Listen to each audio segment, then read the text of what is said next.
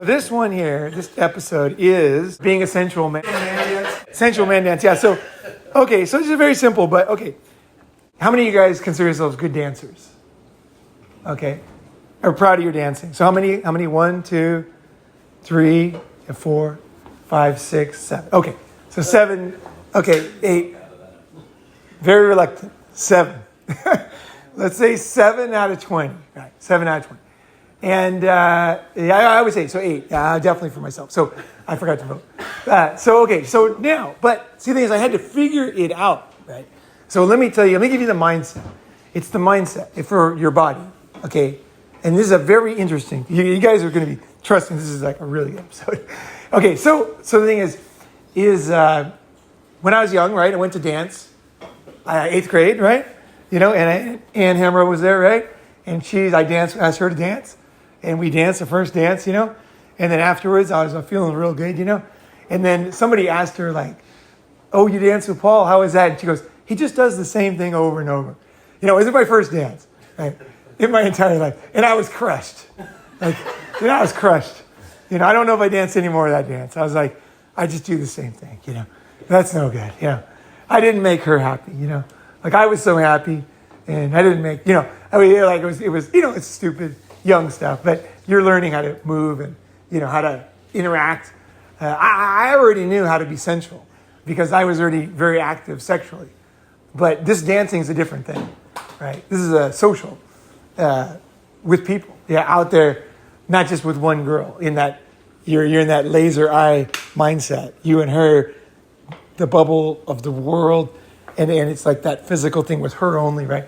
Here now you're dealing with a lot of people and eyes and ears and laughing and drunk, everything, right? So here's what I figured out.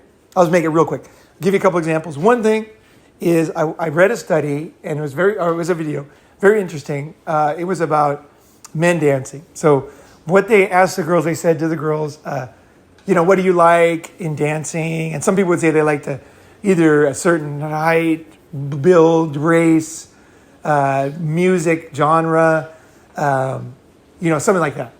And so they asked them all these things, and the girls all answered. But what was funny was the answers didn't mean anything. Okay, but that was what they logically thought that they liked. So then they took the guys and they said, okay, they put them behind a curtain where it's just a silhouette, right? And they had different guys dancing, and they were different ages, right? So they kind of tested the theory of, like a lot of the girls said, well, I don't like a guy who listens to old music, or is out of date, or doesn't know this particular dance or that particular dance, right? And so most people would probably agree with that. It's like, yeah, girls, you get out of date, right? 19, you know the music, and then you don't go to the club because you're like, when you're 25, you already don't kind of know what's happening, right? It's easy to kind of think that way. It's like, man, I no longer know what's going on. And then you get to 40 and 50 and 60 and 70, and you get more and more out of kind of what's going on with the latest trend. So people make fun of it because they feel insecure, right? So, but whatever. But when you're young, you're really into it. Like in junior high, music time, right? You're into music, you know everything, right? So anyway, so the guys were dancing behind the curtain, and they're all dancing, and then there was no sound. It was just movement and silhouette. So they asked the girls, like, which one do you think is sensual, and this and that. And then they said, which one would you sleep with? Right? So they're clicking on the buttons, and everything. And then what was really interesting is when they took the curtain down and the guys, and they played the music, the girls were shocked because a lot of the music might have been from the 40s or 50s, or it was like the latest song, or whatever. But what they kind of figured out from the study is that it was the movement of the guy's hips. It was his hips. So a guy who can't dance will tend to just like move everything except his hips, right? He's just kind of like, and girls too. If you watch girls dance, a lot of girls can't dance. A lot of girls are not sensual. Yeah. And you can see it in how they dance. So if somebody's like moving their hips, like swaying in a natural movement, right? I'm not going to do any of the dancing, but you can imagine like yourself dancing, a lot of people need to get drunk to dance, or whatever, but you're comfortable, you're on your best dance, there's a great song playing, and you're really rocking out, and you think of the best dance you ever had, or some people dance in the morning by themselves, and you're really just rocking out. And okay, so the sensual, the natural movement. And now the interesting thing was, most of the girls said they don't like a guy who's offbeat. Okay, so you got on beat and off beat, right? So when I played drums, when I first started, and I was not a good drummer at all, but we had a shitty band in Tokyo. Yeah, it was embarrassing, but we had a band, the schoolboys. Yeah, and we were like Japanese school uniforms, like, yeah, we were, yeah. We thought it was cool, We played in Harajuku on the street, and everything. So anyway, I thought I was with the beat because I was going with the music, but actually there's the beat you're supposed to be on, and there's the upper one, and this is the real beat. I was always on the upper one, on the down, or the upper one, and I was kind of like, I had to learn what is the beat and everything, right, to play that way. But the interesting thing was I never had a problem with being sensual and moving my body. I've always kind of like enjoyed that feeling. It feels like a lot of good chemicals come up when I do it. Endorphins, yeah, endorphins.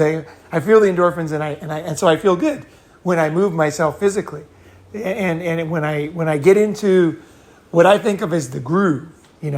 It's like when I'm in the groove, whether I'm on beat or on the whatever that's called, the upside of the beat. It doesn't matter because it's the groove. You're in the groove. Your hips are grinding. You're sensual. The blood's flowing. You're feeling it, and so when I saw that study, I was like, wow, that's fucking interesting. So I started to think about myself and dancing because, like I said, my first dance was very difficult. Like I didn't want to dance after that. I did actually right away, but I didn't want to. I was not feeling too, I was like, fuck, what if somebody else thinks that? Or maybe I need to learn some new moves, But I've gotten very confident over the years. And so what I kind of figured out, here's what I figured out. So now I'm older, right? I'm 57, and I have a lot of friends who are younger. So I'll go out with people, and I'll just tell you some of the lessons I learned and what I learned from them. So one of them was I was in Shanghai, and I said this story to a few guys, but I'll say it again real quick. So I was in Shanghai, and I took this German girl. She was such a sweetheart. She was such a little cutie. Anyway, so I don't know why she was in Shanghai, but anyway, she was there, and so she wanted to go dancing. So I took her to this club. She pretended like she wanted to go with anybody, but it turns out later she wanted to go with me. So I didn't know that at the time. She's like, oh, let's go, to a bunch of people. And then I'm like, I'll go. And she's like, okay. And then I was like, oh, I guess, oh. And somebody was like, well, we knew she wanted to go with you. I was like, you knew that? How'd you know that? Anyway, so we went dancing. And I didn't know. I thought she was just kind of being a friend, So we're dancing. And I'm just doing my thing. It's a little club in Shanghai, real small. Lights on like this, real bright. Yeah, sofas around. And it's just like a little dance floor. Like in poor countries, like they have the funniest kind of dance situations. Like, you don't kind of expect. But this was a cool place. It was right downtown, cool area. Kind of a house. Like it was like a house. Yeah. I think it was a house. Yeah. And so anyway, so I'm dancing. And I'm really enjoying myself. And she's having a good time. We're just kind of dancing. And then this girl who was kind of the cool girl, like you got the dance floor and you got the middle of the dance floor, right? And she was right in the middle sitting. Like she was obviously, goes to the club all the time. She was like in attention. She was looking good, dressed up. And then she like stands up and started clowning me. So she like looked right at me and starts mimicking what I was doing, whatever move it was. And so then I saw her and people laughed. Because, when you clown someone, people just laugh, in a club, right? And the first thing you have to know about clubs is nothing is serious. Nothing means anything. It's just in the moment, right? So anyway, a couple people laughed, or her friends, or whatever. Or it seems to me that people thought it was funny. So anyway, so then I saw her, and then I just instinctually went kind of more into it, and just looked right at her, and just went more into it. And then I just kept doing it, and she was like laughing. And then you could see she's kind of running out of juice because I'm not like stopping, And so then she like starts dancing like me, with me. And then her friend gets up, starts dancing. And then the whole club was doing my dance, like totally. Everybody got up and was doing the same fucking thing. And it was totally interesting for me because I kind of worked through it. And then, it's not a big deal, but clubs are very, motion just kind of rolls over the club, right? And this emotion was, here's another dance. This guy's totally congruent. He's totally into it. That's going to be fun. kind of like you do the monkey or you do the whatever, these different dances. I guess it would be something like that. So anyway, I was doing my thing. And then everybody, and that was a good lesson for me because I realized that, like to be myself, to be myself. So, just to do my thing. So then I was dancing again, and we were dancing actually, where was it? God, the name of the place. It's a college town on the East Coast and I was with this guy. I was with Julian Edge, and then when I was picked on his tour, I was his bodyguard and driver. So we're stopping at this place, and we're at this club, and it was just us. It wasn't like, we weren't doing any kind of event. We weren't doing a boot camp or anything. We were just having fun. And we're just dancing, right? And so I was doing my dance. I was doing another dance. I have different ones. So I was doing that one. And then anyway, kind of same thing. Like Julian kind of like was clowning me. Like, Paul's older, he has these old dances or something, And he said that. And I just kept doing it, And then afterwards, like, the other guy was with us. He was like, man, you just have the frame, like nothing gets you off your frame. And then I found out later, like Julian was just having fun. He was like totally respecting me, totally, and he was just like kind of seeing how far it went, how congruent was I. He was just kind of doing his own little test to see what I would do. Was I going to stop and be embarrassed? And then he would say, I was just kidding. And was I going to go back in? You know what I mean? Was I waiting for his permission to dance the way I was dancing, Or was I just happy doing what I'm doing and just totally into it and didn't care?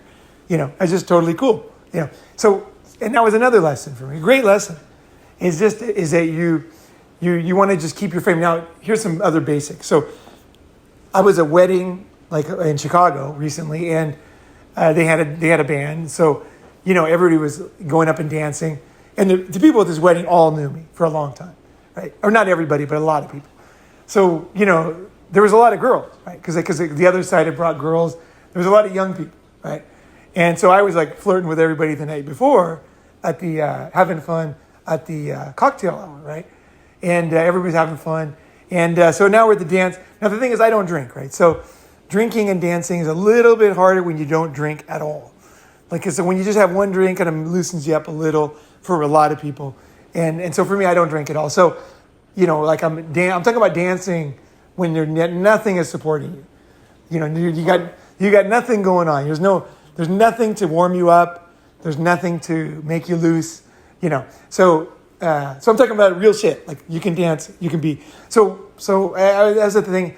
And then I learned another thing, just an easy thing. But I kind of thought at first, like when the dancing started, I knew everybody kind of looked at me because they knew I was gonna like probably pick somebody up and then maybe even get laid that night, And so they were kind of like, oh, he's gonna do, his thing or whatever. And then I just like, but then I just felt like kind of a dork because I'm like totally wasn't into it. I was just like walking around talking to people and everybody was dancing. And then so I thought, maybe I'm just not in the mood tonight. Maybe, whatever, And so then a song came on that I like to dance to, or I could dance to. Had a beat, had a groove. It had the kind of groove I like. I like Motown. I like funk. I like 70s.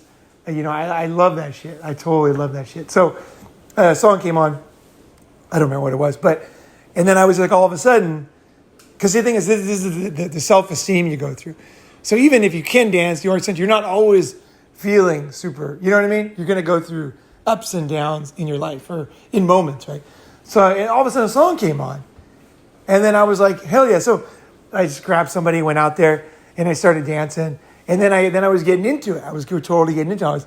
And I ended up, what usually happens when you're really getting into it is kind of the hottest girl will kind of, wiggle her way over to where you are and give you a dance, right? And so here's another struggle is if you don't know, let's say, official dances, right?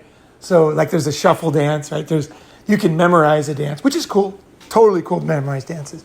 I never have, but I think it's totally cool. Like my friends that do it, it's a great idea. It's a great thing to do. It's not bad at all. And it's fun, Dance classes, there's always a lot of chicks. I mean, there's nothing wrong fucking around with YouTube and trying something, but I just never do. I'm just not into it. But anyway, so it came on. So what happens when you get the hot girl? So when the hot girl comes over to you, right? Then the dance floor clears out, right? Because everybody knows she's the dancer, right? So then she comes to you, and then the floor just naturally clears out. And then she comes up to you and she'll do like moves and she'll get in and she expects you to be able to, whatever it is that she's doing, she wants you to, a lot of times in the dance floor, to groove totally and understand what she's doing. But sometimes you're not quite sure. She's doing a lot of stuff and it's hard to follow exactly what you're supposed to do every second, right? You know what I mean? You get that feeling like you might be grooving with her totally 1 second. And then the next second you're just like, shit, I totally missed that. What is she doing? Like, what should I be doing? Like, you can't even picture what would be the move that would be the right move to fit with that, right? And it is fun. She's not leading you, right?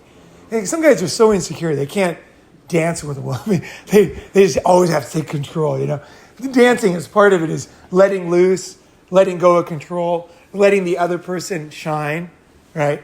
You're letting them kind of do their thing. You can just appreciate what they're doing too. If you don't know what to do suddenly, if you just appreciate her, she'll be like totally cool, right? But what she won't be cool with is you trying to do it, but doing it wrong. And so what I'm saying is you keep your frame and your sense, right? So what I did with her is I did what I could when we did some great moves together, but then she would move away and she would do stuff, wasn't quite sure. So I would just kind of appreciate her and realize that it's all no big deal. Like, this dance came up and then it goes away. The waves come up and they go back in the ocean, right? So, a lot of guys think, now that I got this, I got to go. It's like, the thing about a cool dancer is that you're not like that. You're just there. And I'm out there having fun. And I'm doing my thing. And I'm in now I know, like, what is good about me is like, I'm moving my hips. I'm into it. I'm fully just my natural move. I'm doing that. And then I have confidence that is good enough, right? And no matter what, I enjoy it and I'm having fun. And then when I do that, like a lot of times at dance clubs, I mean, you can't guarantee it's going to happen, but I've had a lot of times where the girl will just like fully fucking rape me on the dance floor, like totally, like just fucking hand in my pants. And I'm like fingering her, she's turning around. She's like just totally into it. I've had so many situations where I'm like many, where I'm with a girl, just basically we're just fucking just going for it. When we separate, but then when we're together, we're just like fucking fully, and she's just like totally into it. And then people are watching like, what the fuck? And then a lot of times her friends will grab her and they say to me, she's not going home with you, and they take her away. I've had that happen a lot, So, and I don't care. I'm just like, oh, cool, like, it's like whatever, because I'm out there just doing my thing, right? And I'm not trying to get anything. I'm just enjoying the moment. Because you'll realize in the dance floor is that sometimes something can happen dancing that's much more sensual than going home and having sex. Because there's something about it. It's like everything, The whole scene is pretty cool. So just enjoy those moments when they're good and find that groove in your own body. Watch other guys dance in a silhouette sense, and don't worry about, I would say, for myself, what I do, it's not the only way. There's many ways, I guess. But for myself, I find a thing with a groove, and I feel the groove, and I get into the groove, and then I think that's what music is to me. There's a beat, right? It's a sound wave, right? That sound wave is hitting my body, and then it's resonating in my bones, right? I think that's really what happens. For our ears are like that, right? The sound is moving, and then it moves the hair in your ears. That's what you're hearing now, is the hair moving from my voice going to you.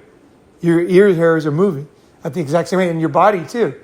So you're moving to the music, to the beat. Everything's a vibration. You're vibrating, you're feeling it.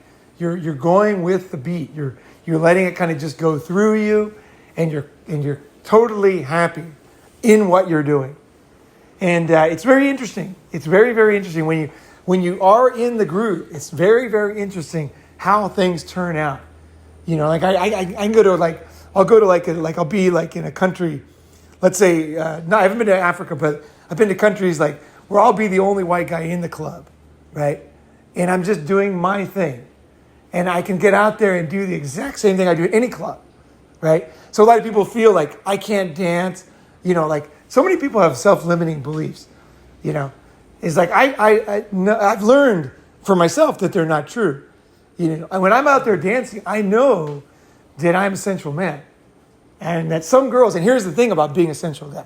Here's the thing, is when you are in touch with that, okay, I'm not saying it will turn every woman on, because it will not. But, and this is what girls don't understand, but from a guy's perspective, you guys will understand this, is you don't really care. Let's say you're a car salesman and you don't want to sell. It's fine. Let's say you're a car salesman and you want to sell a car, and the guy doesn't have money. He's not going to buy a car. Okay. Do you care what he thinks? No. No, because why? It doesn't matter. He's not going to buy a car. Yeah. Not today. It's not like you don't care him as a human being, but he's not going to buy a car, and there's other guys, and they're going to buy a car. Yeah. So you're going to go help them buy a car, right? So the thing with sex is some girls want to have sex today. Yeah. And a lot of girls don't. Yeah. And so what I'm doing when I'm putting out there is I'm putting myself out there, and I know that for me, seduction is not targeting a woman and being super macho or good with game and just changing her and she comes home with me. It's more like, for myself in general, I'm looking around to see which girl is in the mood, is into it. Right? I'm feeling the vibe of the people. And I'm like, there's somebody here who's in a different mode than other people. And then I'm going up to them. And then a lot of times, like I've even had girls where I'm in a crowd and I see one girl and I'm just like, go straight up to her. And I'm like, I put my hand against her on the wall. I'm like, I know. And the girl will be like, you know what? And I'll be like, I know. And then finally the girl will go, how the fuck did you know? They're like, I know. It's like, that's not fair. That is not fair. It's because I knew she was horny. She was into it, right? And she was down, right? And so I think for myself, I'm not changing girls. I'm looking for the ones that are down, right? They're down, And so the thing with music and dancing is you're not going to, you're not doing it for any reason, okay? You're not doing it for seduction at all. I'm not. I like dancing. So I'm just doing it to be with my friends. What else are you going to do in a club? Because I don't drink.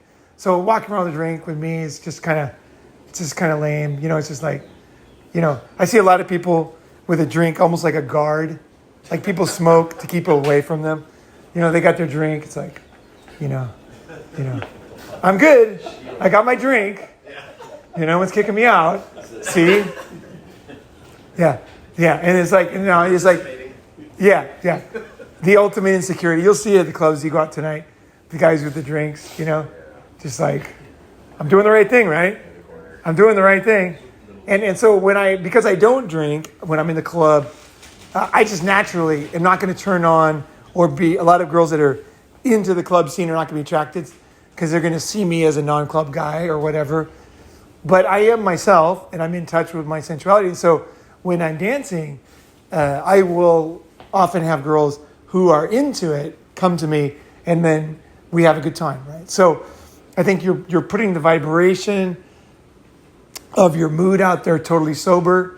And it's a very, very powerful message because the message is basically here is a comfortable, strong, sensual man who's like he's in the groove, right? And that's, the thing is when women think about sex, the thing they hate the most is the guy's about to make her come and then he stops, right?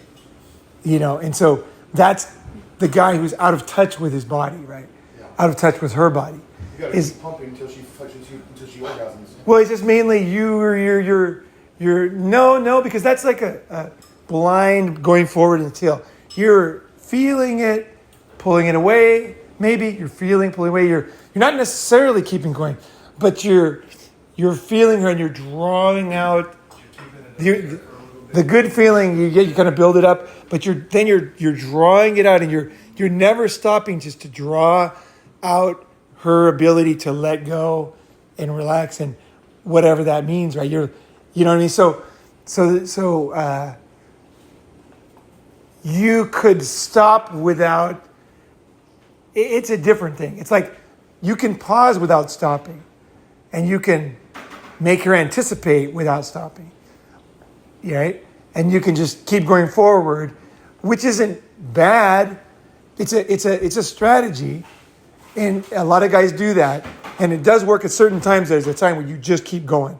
If she's almost there, right? Yeah, then yes. So the final 30 seconds, yeah, you just keep going. Don't think. Just go in, right? But in general, I'd say no. You're keeping in touch with her. You're feeling her. You're trying new things. If she's getting out to, it's like you're motivating a kid to do something. You see he's losing attention.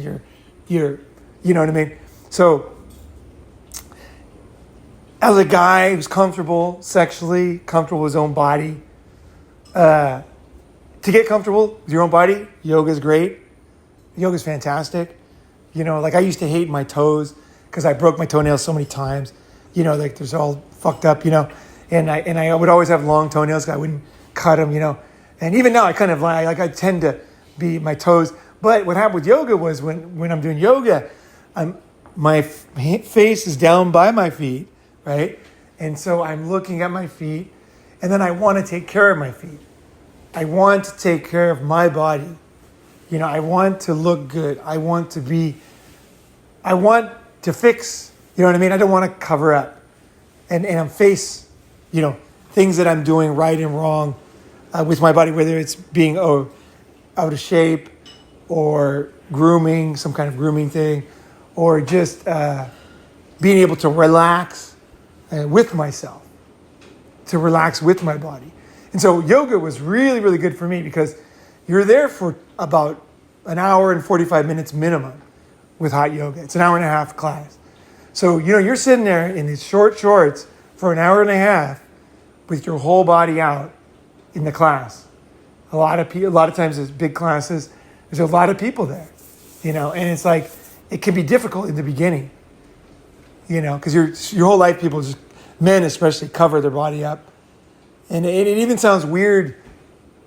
Even some guys, when they start talking about caring about their body, it's like it's somehow gay or something. It's not. It's like you hate yourself, okay? So don't hate yourself. Don't hate parts of yourself. Learn to make peace with and take the best care you can with your body, right? So I think the accepting of yourself, the knowing that there's certain movements that are more sensual because they have to do with the mechanics of your legs and your back, and the mechanics of the human body. You can only do certain movements, and certain things are just sensual, and you'll feel them. You feel them, right? So you can practice by yourself and just try to feel it. Do it with your eyes closed or whatever. You're just trying to get more in touch with feeling that movement, right? And then also you can be more in touch with. I got much more comfortable with myself when I was sleeping with a lot of women because then I had to take my clothes off all the time. And I used to not clean my feet that well. Like they were kind of down there. I never liked my feet. I didn't like my nails. I just kind of would ignore my feet somehow. I always had shoes on. You know what I mean? You just kind of forgot about my feet existed, most of the time, but then when you so I learned to, with girls, is they can smell, your body. They can smell any odor you have. So as you sleep with more women or with one woman more, you start to realize that it's not cool. It's not cool to her, and it's kind of lame to yourself to not be taking care of yourself. So you get better and better at grooming.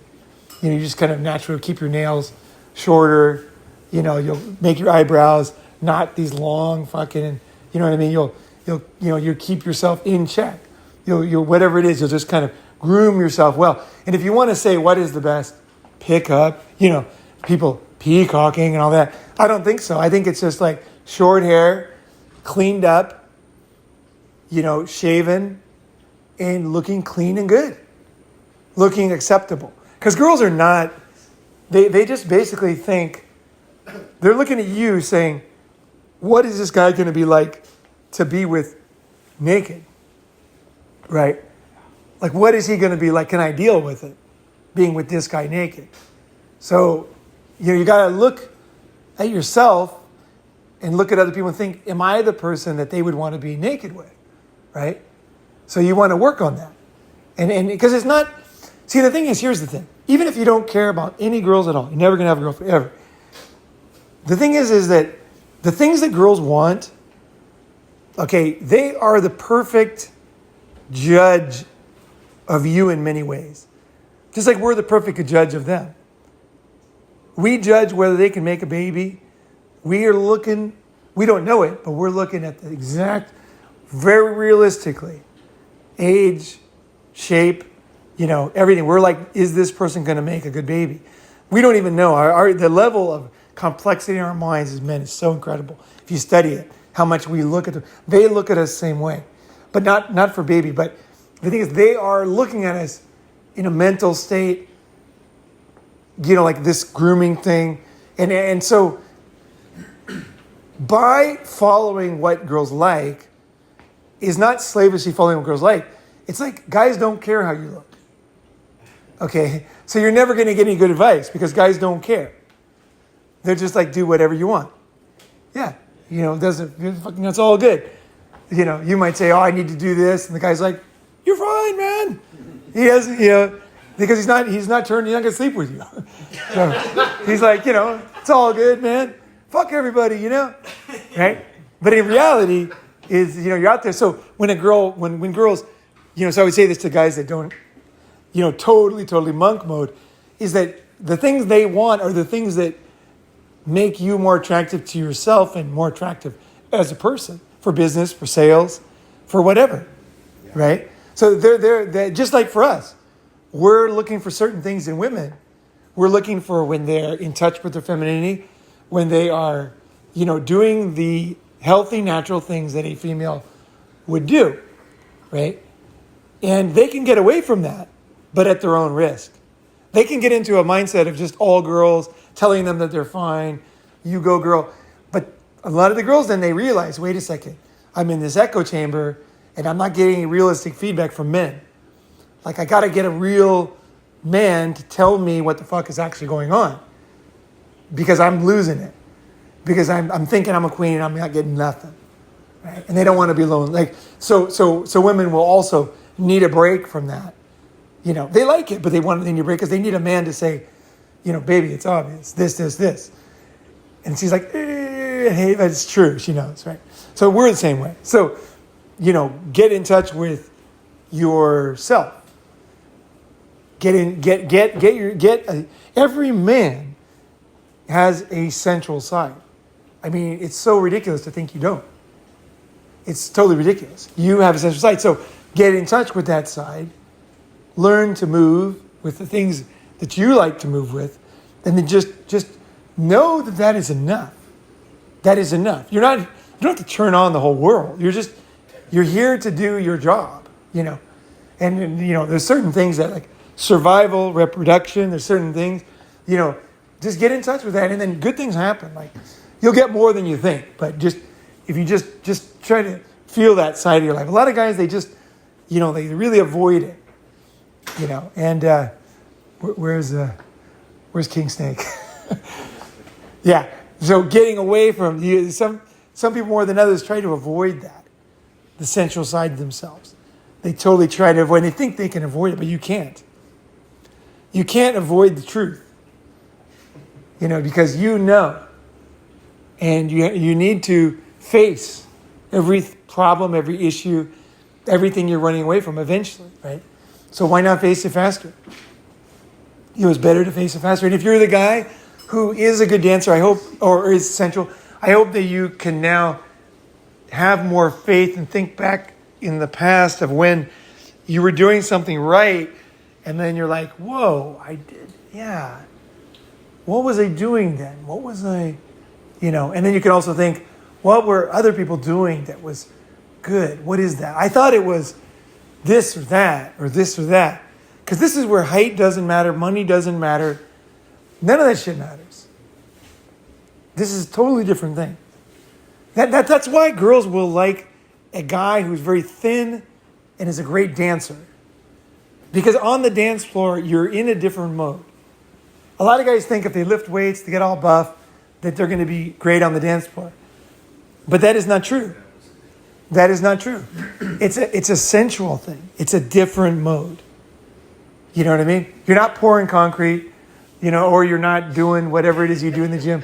You're doing something totally different. And it's fun. If you've never gotten into touch with this side of yourself, it's very cool, actually, because it's so natural that you won't believe it. Once you start to feel the groove, start to feel it in yourself, start to move your hips, and you don't need a lot of moves. She said you could do the same move. I could have done the same move in front of that girl at the club and really been into it and clowned it. I could have taken one part of the move and just clowned that and gotten into it. And then she would start, whatever it was, she'd start, I know she would, because I was like, boom, and just, woo. And then she would, I know she would have. She was like into it. She was fun. She was all right. She was just having fun, yeah. But, and that's the kind of thing that people do in clubs, right? So, I'm not a club guy. I don't like clubs, but there are moments you can enjoy things. And you're going to be at a dance with a wedding, or you're going to be somewhere. I think a lot of times, too, people are at a wedding and they think, man, I can't, turn on the sexuality or the sensuality. Because I have a volume knob. I can turn it up or turn it down. I could turn it on. I could turn it up right now. I could turn it on down. I know the reaction I'm getting from people. Oh, yeah, that's one other thing. One of the big fears that I think a lot of guys I've felt have had is when you're sensual, when you are really in touch with it, it's a weird thing on a dance floor because there's a lot of dudes there. Your friends are there. There's a lot of dudes there. You're not alone. You're not dancing with or alone. So when you get into the sensual mode, when you get into that, you will get other people in the sensual mode. Men and women. They will feel the vibe. Now, the vibe is not with you. The vibe is they're inside themselves. They're feeling the vibe. And then they go and then they are more sensual in another interaction. So don't be afraid. What a lot of guys try to do is when they're learning pickup, for example, they're like, I'm going to talk to women. And they just talk to women. And I'm only going to talk to hot women. Right? So they think they can just be in the Super Bowl without warming up. I'm just going to, haven't played in 3 months. I'm not going to stretch. I'm just going to go straight in there. And, it's no, man, you got to warm up. It's got to be part of you. So realize that when you're doing it, you will be changing the vibe. It's sensuality, right? It's not sexuality. It's not that kind of thing. It's sensuality to me. It's not sexuality. It's sensuality. You're in a sensual vibe. So don't be afraid to for example, like I say at the wedding. So I didn't turn the volume up very high, but I turned it up higher than most people there. I turned it up a little higher than most people, than anybody there, just on purpose. Because I saw that people were being very controlled. It was a very controlled crowd. But here's the thing. At every dance, now go back to think about the basics, right? The movement, the guys behind the silhouette, and the girls behind, is that we all have that side of ourselves. When you go to the comedy club, you want to laugh, right? You're going there to laugh. The guy says a dumb joke, you laugh anyway. Because that starts getting you warmed up to laugh. And you just start laughing. And the guy's like, that's not funny. He doesn't have a good time. And then he's like, that's funny. Ho, ho, ho, ho. It's like, no. Unfortunately, it's kind of a weird thing about humor. You just kind of be ready to laugh. You're laughing along. And then, everybody kind of laughs. You feel better. You kind of feel the vibe. You're kind of... They have the laugh tracks in shows. That's why they do laugh tracks, exactly. So they shouldn't have those. And then nobody would laugh because the fucking Hollywood guys, they know that it works. They know. And then, so the thing is partly is getting over that part of yourself, the logical part, right? Now, not that you should love laugh tracks because obviously I don't think a lot of humor in America is funny. So, yeah, I just don't. So I can have a different sense of humor. So, I don't really don't think it's funny. So I appreciate that they're letting off steam. because I want to let off steam too. But I also like things that are actually funny, things that are actually make you laugh, right? So like someone like Ricky Gervais, when he did the was it the Grammys? The Golden Globes. The Golden Globes. Yeah. Oh, that is just, that is fucking epic. And he was so good in The Office, the original Office, the UK version. Oh my God, that guy is fucking classic. He understands humor, that fucker. Yeah. And so, so humor and sensuality are kind of similar because there are these other rooms to the house you live in of your life, right?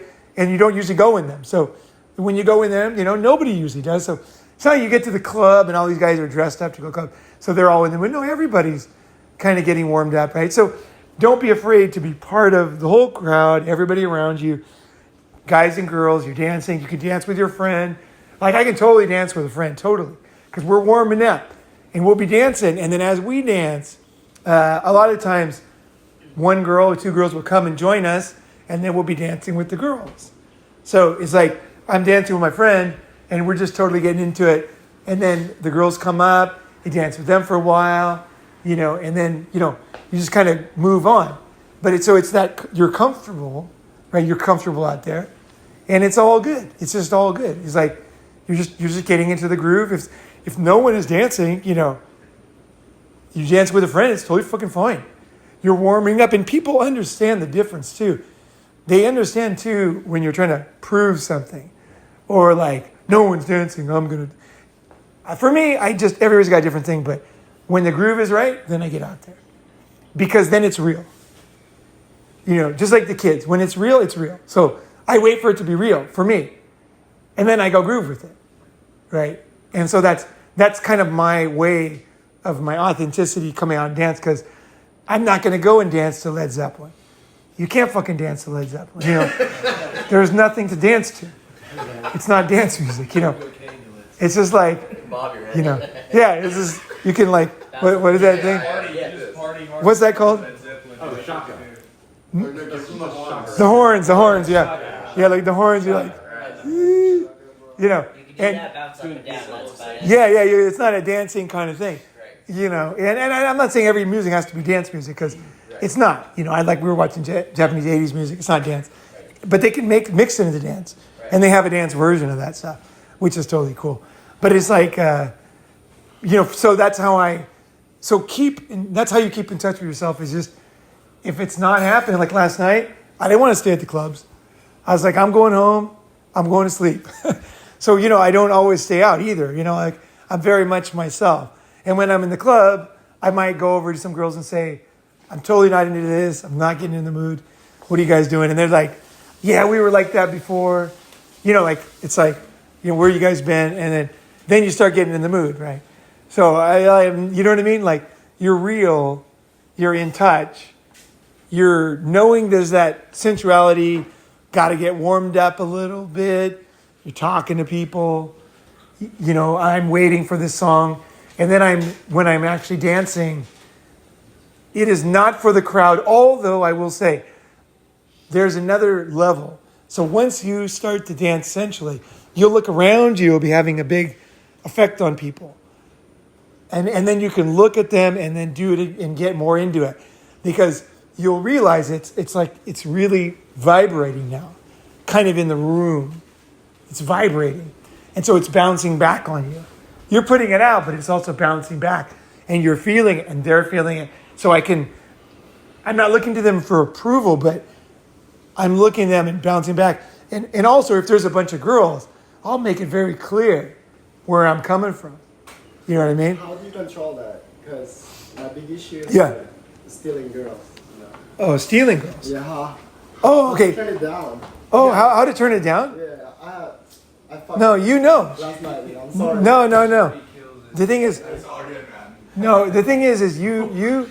Here's the thing, is no. See, the thing is you're dishonest on this one, because you know how to turn it down, because you're turning it down right now. You're not turning it on now, so you know how to turn it down. Here, but if there are like hot girls. Yeah, but no. You know how you're doing it right now. You're not turning it on. So you know how to turn it down. It's just that, if there's like a hot girl there, yeah. that's when I cannot. I think what I would say with this one is I would say you have a problem. Yeah. Okay, so yeah, because I've seen you in action before, so it's the second time. So what I would say is you have a problem. Now, having a problem, guys, we come here because we have problems that we want to work on. Okay, so I'm not saying this is a big deal. Like, it's like just that, you got an issue. And so you have to look back in why you do it. You're saying how, that's when I know you're lying. Because someone says to me, hey, they'll say, how do I lose weight? Many times. See, I know they're lying. Because they're not, everybody knows there's ways, right? But they're pretending they don't know by saying how, right? The question is when are you going to fucking do it? You already know, right? So it's when. And why are you doing it? What are you getting out of it? When did you first do it? When did you start to do this, right?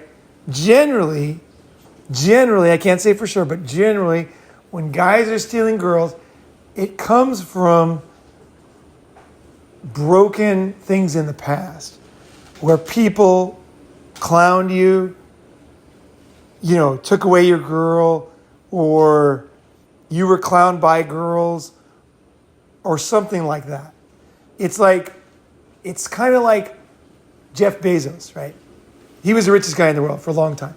So he could go back to his high school reunion, and it would be very, very delicious for a revenge type of person, because he comes back and everybody fucking knows he's the richest guy in the world.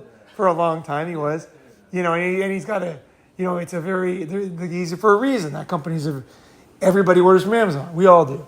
It's got a good function. It's a company that's not going anywhere. It's going to keep making money, right?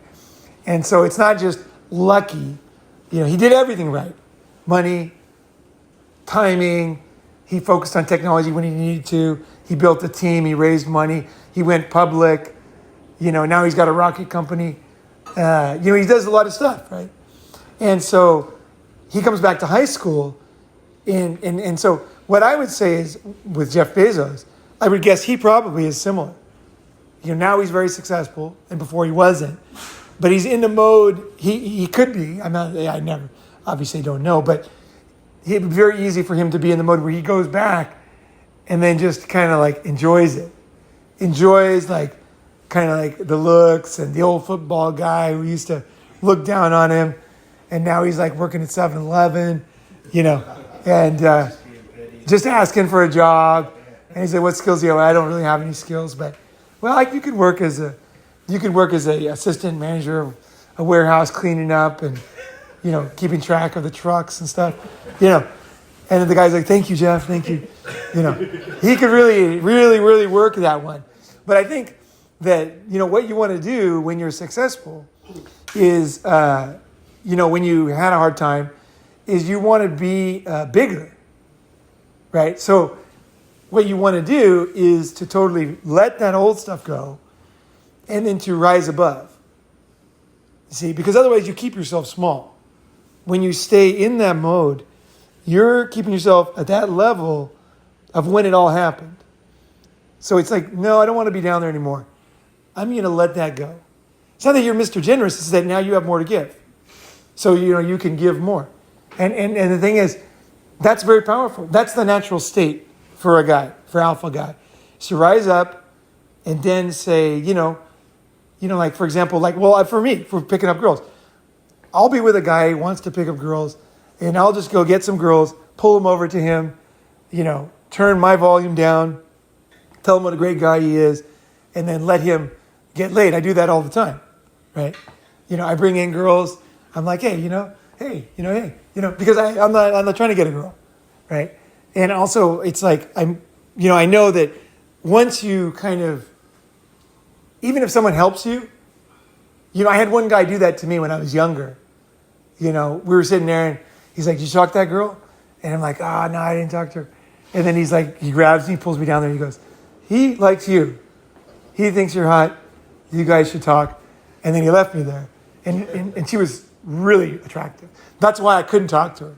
She was like so high above what I was used to. She was so high, and she ended up being a great girlfriend. Really, because she actually, it was a great scenario. It turned out like you couldn't even imagine, but it helped because it was the guy who brought me in there. So I know that can work to kickstart you sometimes, to kickstart you into doing it yourself, and also knowing that other guys are your friends. Because when I go out with my friends, okay, so I go out to pick up girls, I don't come out saying I'm sorry. I come out and people are like, this guy's so generous. Because I'll talk to girls, I'll bring them over. It's like, you want the hot one? Yeah, you take the hot one, And I'll just do that because I know that I'm going to get some more later or whatever. I'm going to enjoy seeing them kind of get some action. It's kind of fun, right? And I learned to enjoy that. Now, sometimes I have to say, God, you got to get rid of yourself, Like, don't just give them all away, Because I do that sometimes. And I think, fuck, I should have fucked her, Yeah, that happens, But the thing is, at the bottom line is, here's the way I look at it. When I come, and it's a great question, because everybody deals with this as you get up. So the thing is, what you want to do, what I want to do, and I know a lot of pickup artists, they never get past where you're at. Most pickup artists. Like the famous guys, I'm telling you, they're right there. They never get past that. But what I have my own rules, and I got way past that. I say, fuck that totally. My goal when I go out, okay, is that the next day, my friends and I are better friends than we were before. Because now you know the person. You know how they act in situations, right? You go to the bathroom. What does he say to the girl? How does he act? Does he suddenly become animated, turn towards her, start clowning her, and say, I don't know when he's coming back? Does he, or does he say, does your friend, it's like, oh, my friend's fucking awesome. He's a great guy. He's a great friend. He's a total stud. Blah, blah, blah. Just keeping, because you say you don't know, but you do know. We all know. So it's a matter of just doing that, right? And also knowing why you don't want to do that. So what I would say why you don't want to do that would be because, and this is just totally theorizing because I don't know your background, but I would say if somebody was hurt or was insecure or had something in the past where they were overcompensating at some point and then actually got good, just like somebody trying to make money or lift weights, there's a point where you say, yeah, I'm a man now. I'm a total fucking, like whatever it is. You're like, you just worked out and now you're fucking there. There's no need to keep that insecurity from the past. So it has nothing to do with, like in this situation, I would guess, has nothing to do with Connor, has nothing to do with anybody. It all has to do with yourself. So it's a matter of just saying, hey, you know what? I'm successful now. You know what I mean? Like I can get chicks or whatever it is that I wanted to do. Now I got into the shape I wanted to get in. So you don't have to intimidate guys in the bar. Hey man, motherfucker. I did taekwondo for 8 years, you fucker. And then the guy's like, oh, it's because it's because you needed that energy. No, but here's the thing. You need that energy sometimes to get up there. So I am not saying that energy is bad, but you rode that energy up, right? But once you get up, you got to reevaluate. You got to say to yourself, look in the mirror and say, holy shit, like I am now the world champion, or I am now at this high level of this. That's amazing. Like just realize that. Once you realize that, you're going to know what to do because you'll be like, what does a guy like me do? A guy like me starts to teach, starts to help. Because no longer are you in that mode. So the feeling of beating other guys, getting revenge, just like when I started lifting weights when I was in sixth grade, I think that's why I got so strong is because I started lifting heavy weights very young. And so the tendons, I'm a lot stronger than I look because the tendons and stuff got built with heavy weights when I was young. And so that makes your movements and you just it's a different thing than lifting when you're older, right? So I recommend kids should start when they're young, lifting weights, for sure. Kind of start everything young. Sex, driving, steal cars, whatever. Learn to drive. I did. Definitely learn to drive when you're young. Learn to have sex when you're young. Don't wait till you're old, Like learn young, learn good, learn fluent, whatever it is, But once you get up there, you got to realize, And you'll see guys all around you. And we all have parts of our lives where we're still in the mode of whatever it was in the past. That motivated us to get to the top. Or wherever we want to be, right? There's probably on the street, there's probably guys who still feel like they're that guy with no money, but they own like 2 houses on the street, and they can't accept the new them, right? So what we're talking about here is, and this is very related to women, is how to accept higher social status. Okay, so I'm just going to keep going. So this is a very, very important topic. So it's as you go through your life, you will either go up and down in different areas of your life in social status. Now, the hard part is when you get older, you're going to go down because you become less relevant to the world. It's a natural thing. It's a very difficult thing for really successful guys because you're coming up, whether it's sports, girls, money, power, but no matter what you are, as you get up to 80, you become irrelevant. Even if people still talk about you, you know, life has moved on. There's different things going on.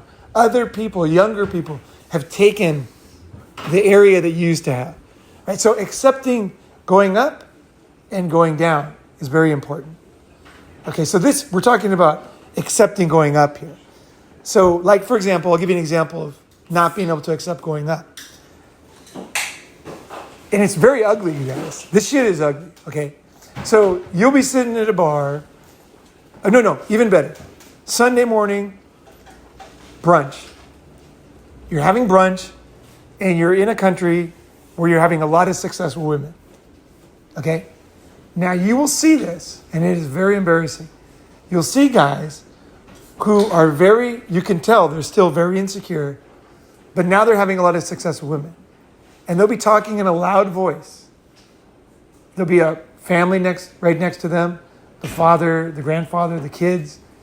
And he's like, yeah, that girl, she took it in the ass. And they're like, oh, they look at him like, and they're talking, they're very graphic, girls from that country in front of that family. And the family's just going, it's for the father, it's just like, it's so painful. Because one, you don't like to see your women portrayed that way. And 2, you don't want your children to hear this shit. 3, you don't know how to handle it exactly. It's very difficult to handle situation. Because if you say there's kids here, it's much more than that. So a lot of people don't know, a lot of older guys don't know how to react. I've seen these scenarios a lot. And so guys have suddenly gotten successful women. And what they do is they rub it in everybody's face. And then, for example, like let's say you go to another country and you're successful. And then a girl from your country comes. And then you'll be just like, oh yeah, the girl's there, no good. They're like this or like that. Now, if someone deserves it, like we were talking about last night, there are times when it can be enjoyable. But what I'm saying is they don't appreciate it. They don't deserve it. It's some girl just sitting there. And I've heard this many times, especially Western guys will be in a country and they'll just be like, Western girls, they're like this. And I remember being very uncomfortable with it, because I was able to adjust easier than most guys and realize I didn't have to do that. Like, I think girls that are listening would be like, you never have to do that. But you do. When you go up the social hierarchy, it's a very complicated thing. It's difficult. It's very difficult. Just like it's difficult for a woman to suddenly be wealthy. It's very difficult to suddenly be wealthy and to understand, to now look at the world with a different way because you have these assets. You can change things. You can help people, right? You can change. You have a status. Social, coming up the ladder is so difficult. Monkeys will die rather than move in the hierarchy. We are amazing creatures. We are able to move up. You think it's easy? Look at Hollywood. All those suicides are because of this. Pretty much. And drugs, it's because of this. It's because the social, it's like something in us. We get set at a certain social level, and when we get stuck out of that, the reason why those guys talk that way is they don't know what they should do at this level. They're not sure. maybe now that I never got any before, now it's my job to show people that I got it. Or you can do it with having women by your side too. You've always got a hot woman on your side. And you know the effect it has. You're kissing her in the elevator of a country where people don't kiss in public. And you're flaunting. You're in your face. You're embarrassing. You're like trying to, and all this is, I will say, most people will say that guy's an asshole, but I will say this: you are in another social hierarchy. You're in another status level, and you can't accept it yet. You need to be with guys who are flexible enough and intelligent enough to understand and have gone through, having some experience, can say, look, I know where you're coming from. I know that energy. Yeah, you got clowned before. Yeah, they said no now. Now they're saying yes. And this will happen when you get wealthy here. You will suddenly be in a new category. And if you lose money and make money, it's like you go down and then you go up. And it's just like it's really difficult to be able to maintain yourself in these different things, right?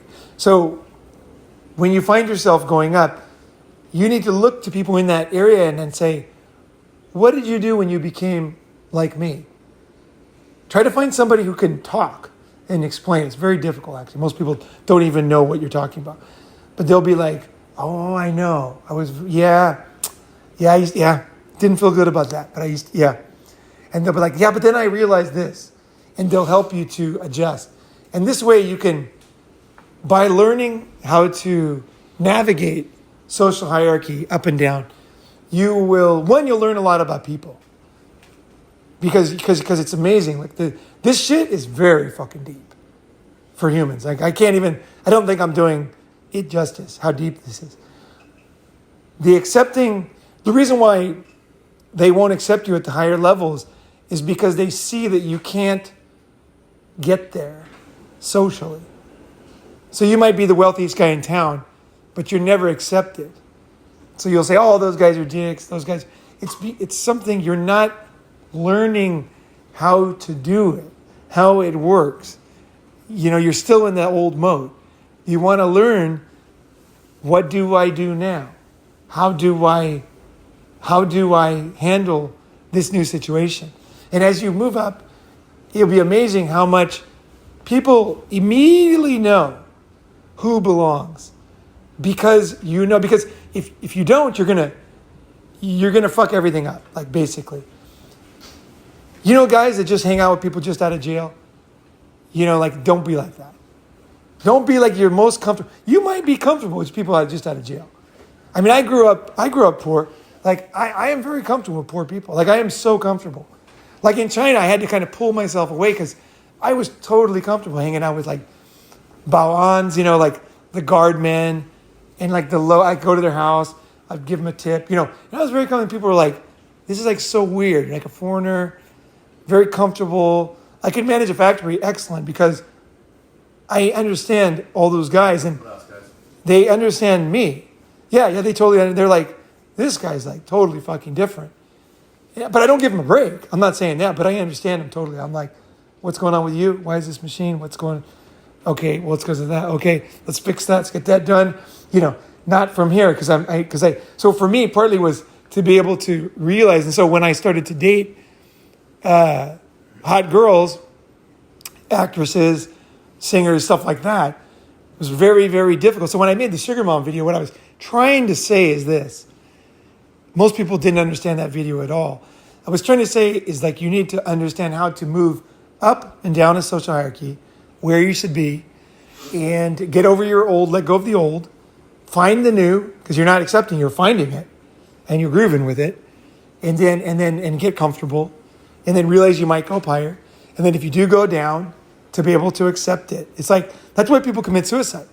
People commit suicide. My friend I shouldn't say my friend, a guy I knew, ran the biggest homeless center in LA back in the day when everybody wasn't homeless. When it was like back in the 80s.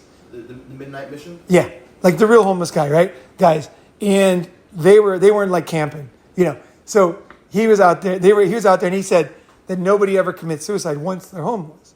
He said everybody commits suicide when they lose their job, their wife, their house. So it's like once you get homeless, you accept your status, and the guys are pretty comfortable. Now you could say, oh, that's no good.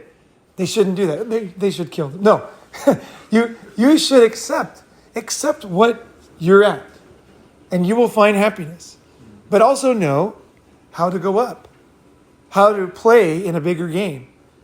You might not know every step, but you'll know that they're not stuck up. They're not out to get you. They're not excluding you. You're not understanding something. Okay, when you understand something, it's like a football team. A guy moves out of town. He really knows how to fucking play football. Like he's a killer tight end. He comes into a team. Is he going to get accepted? First place is in the football team. He'll be accepted. Because they'll see him play. They're like, this motherfucker can ball. They're like, you know what I mean? And like, you know, but in class, he's not accepted yet. But in the team, once guys realize, it's like a well-oiled machine handing him the ball. Like he knows what's up. You know, he at that level, he fits. He knows. He's in. He grooves with everything. He figures out the plays. You know, he's not trying to prove he's in. He's a part of the team, right? And then he gets accepted, right? It's because he knows. It's like, you know, it's the same. But then on the you know, the playground, he doesn't know yet. You know, so it's like a matter of, you know, but he gets accepted because he knows, right? So when you know how to play, how to be there, how to be part, you will be accepted. Yeah, it's not as closed as people think. I'm not saying it's never closed, but that mindset that it's closed and you're right and it's all them is fucking stupid. It's stupid.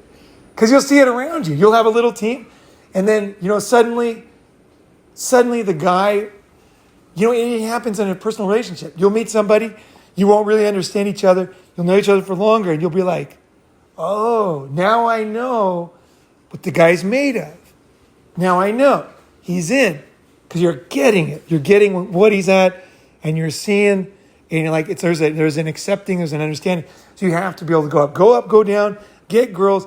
Don't let yourself get stuck. And the same with money. Same with money. A lot of guys don't go up because they're too afraid. A lot of guys don't get women because they're afraid of what that would mean. Because they think they're going to be hated. It's a fear of going up the social hierarchy. It's like, I don't know what I'm doing and I'm not going to learn. But I'm going to blame it on everybody else. It's everybody's fault. The whole world. Like, you know, but I'm good. I know. It's like, no, man, you fucking do not know. And you're fucking creating your own problems. So learn from people and let things go. So when you learn one lesson, so say you learn this lesson. When you learn this lesson, you will now be able to take that lesson. Once you really learn it, you will be able to, just like riding a bicycle or dancing, you dance to one song, you can dance to another song, right? So you learn that in one area, and then when you get another, you say, "Oh, I'm doing it again. I'm stuck in the old mode. I'm stuck in that group," you know. And so, you know, I've gone up and down. Like when I went to Japan, first I got the girls, then I would say for probably 3 months, I was totally full of myself, you know, for like 3 months, because I was just like, it was crazy. It was so crazy. The ego was overinflated, right? Well, it wasn't. That accident, tension? I don't know what it was. I just know that I don't like to use those words so much. I would say I didn't know, I couldn't understand what I was supposed to do. You know, like all of a sudden, it's like, it was so insane. If you saw the situation, you'd understand. There was like girls waiting in line when I would leave work. And that's when Dawn kind of like came into your life and kind of... Dawn wasn't a part of this. This was me. He wanted me in the group because I was so successful with women. I was the most successful in that group. I was the guy who could bring in the girls to the group. So that's why he wanted me.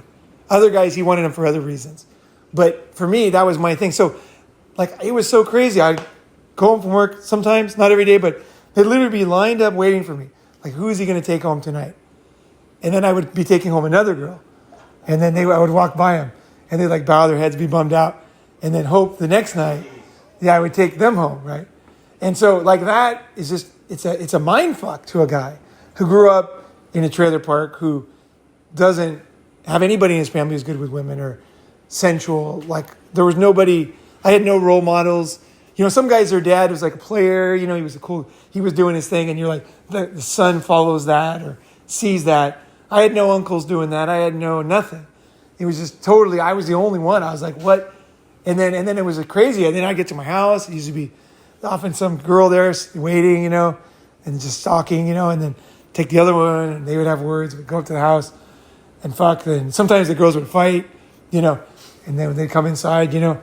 And then I was just like, and then it was just like, I had a difficult time understanding who I was. I could not, it was crazy. It was insane. I mean, it was insane. It was insane.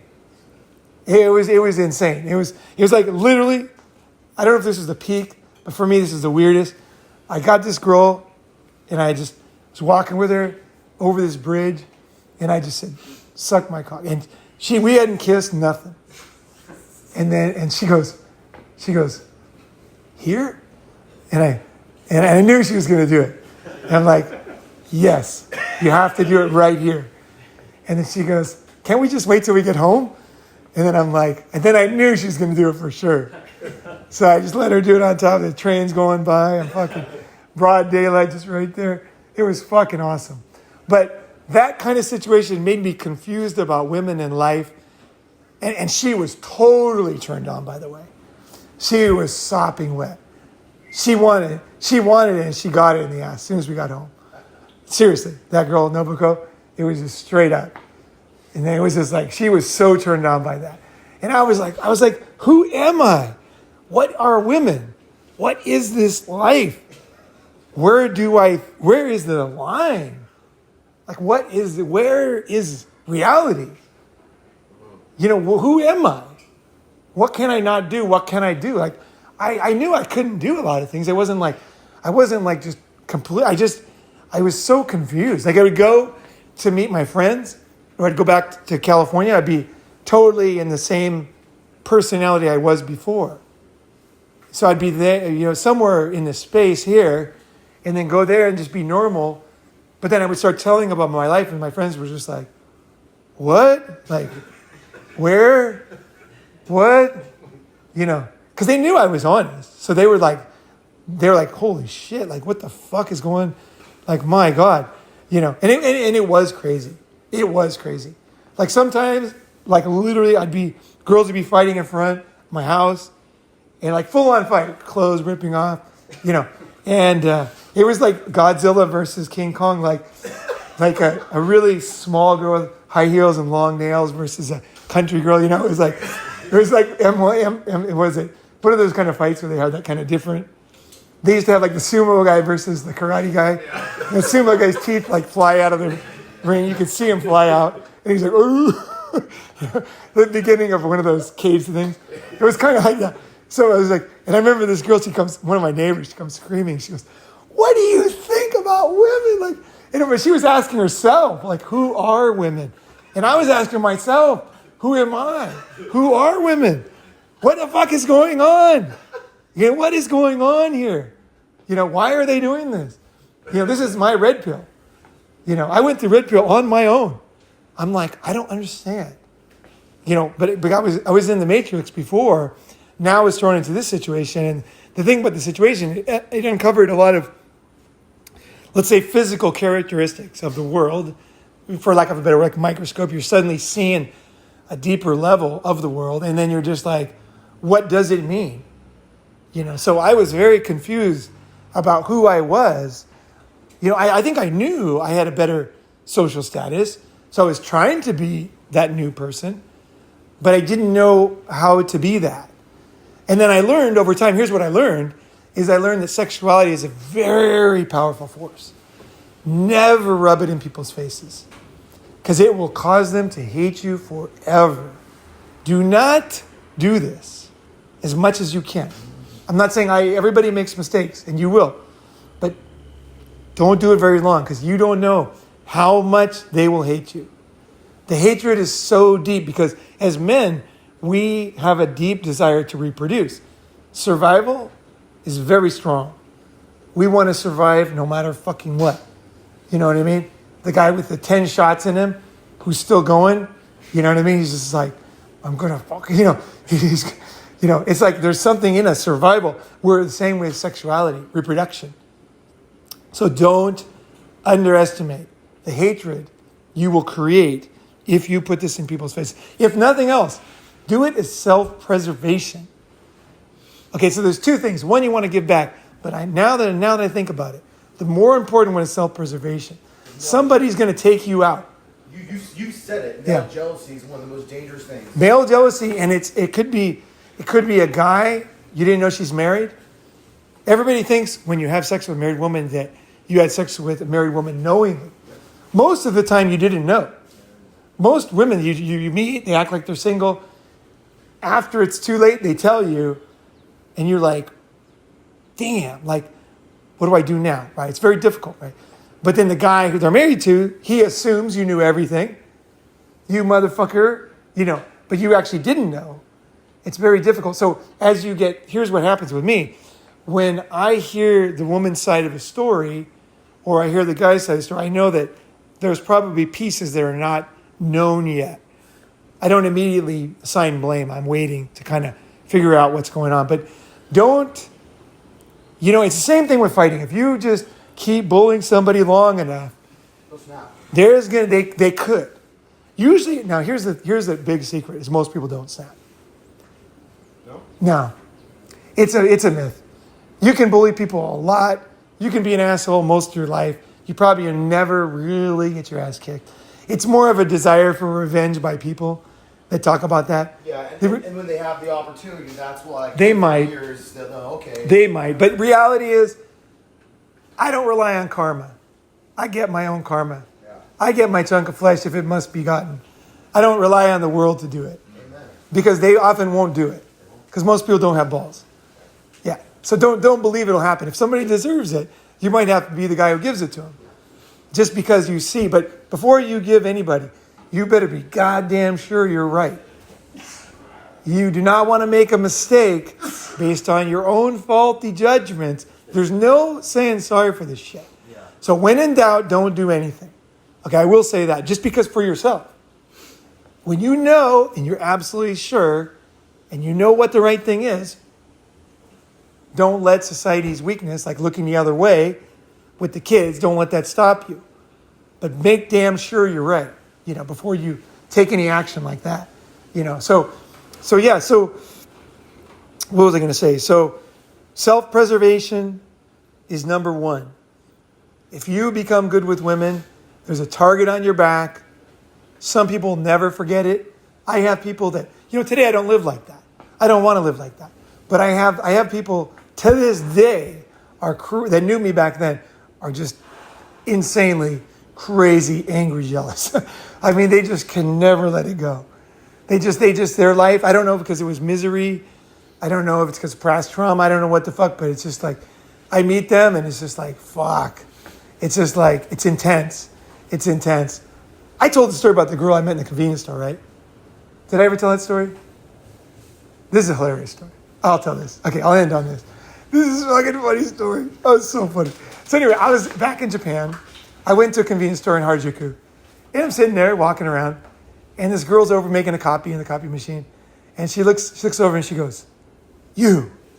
She goes, you. She starts yelling, you. And it's a really crowded copy because we're on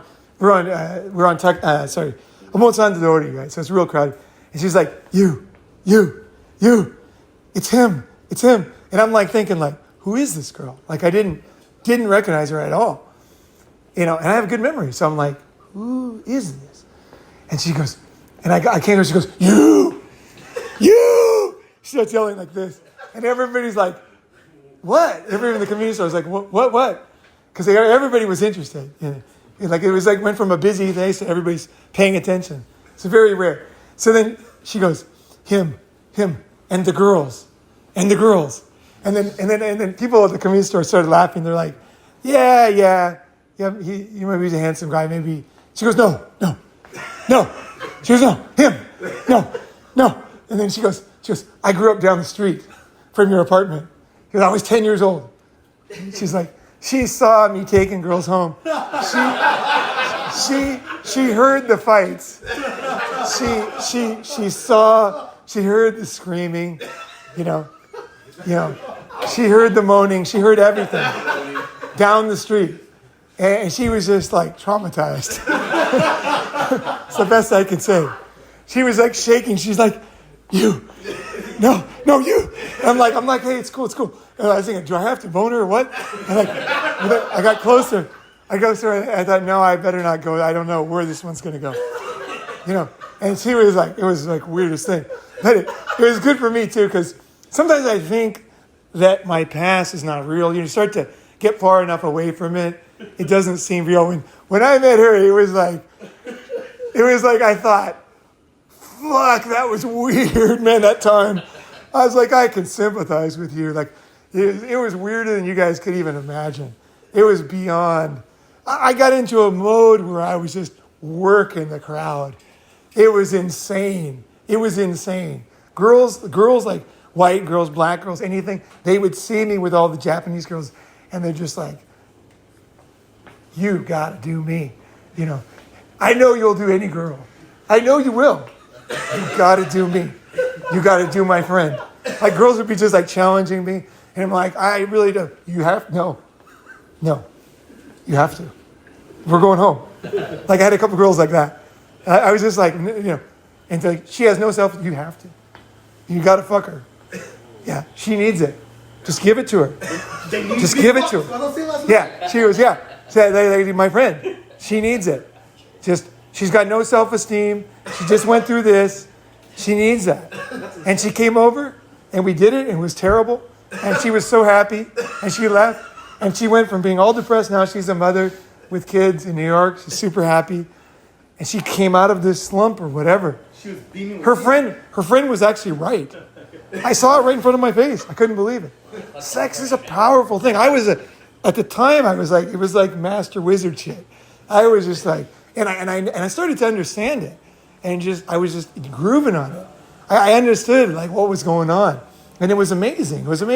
So, sex is a weird thing. There's many levels of the whole thing, and it's for everybody. It's sexuality is very complicated.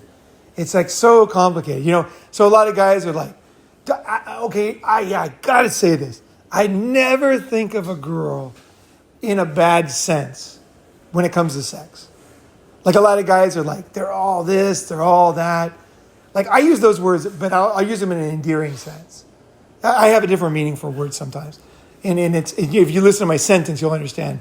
It totally means something different. But the idea of denigrating women or putting them down, like, I understand the fragility of the female, kind of where they're coming from, what they need, and the complexity, the fears they have, all the things I kind of understand. So I'm totally like, I don't think of them like in that negative sense, because I know more. They're not that negative sense. It's just that they're going through stuff. Just like I have sensitive to guys, like when we go up and we're bragging about, because we haven't accepted, but when we accept it, we're like, God, that was embarrassing. I'm so sorry. Like, I'm so sorry I was like that. Like, so sorry. I didn't know what to do. I was totally confused, and I couldn't quite get my bearings, and I was like that, and I've now moved past that, right? So it's like you're accepting, and girls are the same way. They're going through things. They put on the bitch face for a reason. They do everything they do, all their tests. They don't bother me. This is all just like when I'm petting a cat. A fresh cat comes in, it's going to run away under the table. They're going to do the things that the cat does. And then sometimes it takes like 3 or 4 months for the cat to be comfortable in a new house, where they'll get up on the table and they'll start to jump. You think they can't jump at first. It's like, these are non-jumping cats. These are walking cats, because they haven't gotten their spring yet, The next thing you know, they're fucking jumping up on the, like, whoa, Yeah, it's because now they've got their confidence and they're comfortable, right? So women are the same way. So a lot of guys, they misinterpret stuff as being something that it's not.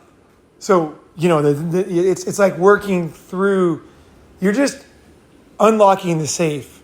You're like cracking the safe, of her pussy, right? You just, Here's the clicks. yeah, you're like click, click, click, click, click, click, click, click, click. And the thing is, she wants you to unlock it.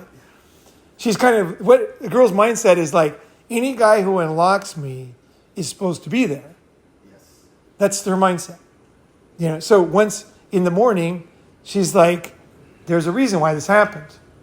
You know, it's because their evolutionary behavior is to protect themselves, right? But then they want to be a mother, right? Like traditionally. Who's the father? The father is not some nice guy watching kids. Yeah. The father is the sexual guy. That's what people don't understand. Like, guys, I'd be a good father. The sexual guy is the father, right? If you want to be a father, you better get in touch with being sexual. Because the father, of course, the sexual guy over time will bond with his children, right? But his natural state is not that. He is a hunter, right? He's getting it. He's giving it. You know what I mean? He's sexual. He knows she wants it. You know what I mean? He's fucking giving it to her good. And then she's going to get pregnant, right? So the woman is like, if that guy gets through all my defenses, it's like a job interview. You know, somebody comes in and they get through all the interviews at the end, and then you're like, that guy belongs here, right? He made it through all the things, right? But everybody outside, we don't trust him yet. They didn't get through all the things they need to, right? So, you know, it's same with Green Beret meeting, you know, or whatever. Everybody knows that guy. I don't know his background, but that motherfucker, he somehow got here. He belongs here, right? So you're getting in there. And so I lost my train of thought there, but I could end on that and just say that the dancing is the beginning of your, I think, finding yourself comfortable with your body. And see, in the end, it doesn't matter. If you're comfortable with your body and you're moving and you're doing it, it doesn't matter. Reactions don't matter. You'll feel your, when you start moving with it, it'll feel good. It just feels good. You're like, yeah, I feel it. Whatever the groove is, whatever the thing is you're doing, right? So just feel that groove. Just get into that groove and feel that groove. That's what dancing is about. It's not about the other stuff. So you can go higher levels, but it's like surfing, right? The thing with surfing is the first time you catch a wave and it takes you in like maybe to shore or pretty close. You could be body surfing, boogie boarding, surfing, kite surfing, whatever the fuck. Once you catch that first wave, you now understand the whole sport. You're like, I get it. It's so different than what you thought. You thought it was a big power thing. It's a totally different thing. And you're like, oh man, I feel it. I get it. So it's the same with sensuality, women, all that stuff. It's getting in that. And the thing is, women like when a man is in touch with that. Because a lot of women, they are not in touch with it, actually. Women are so full of shit on this one. The reason why they're sexual is because we want them, right? We want them so bad they believe that they're the most sexual, right? Yeah, I understand it. It makes sense. Everybody wants you.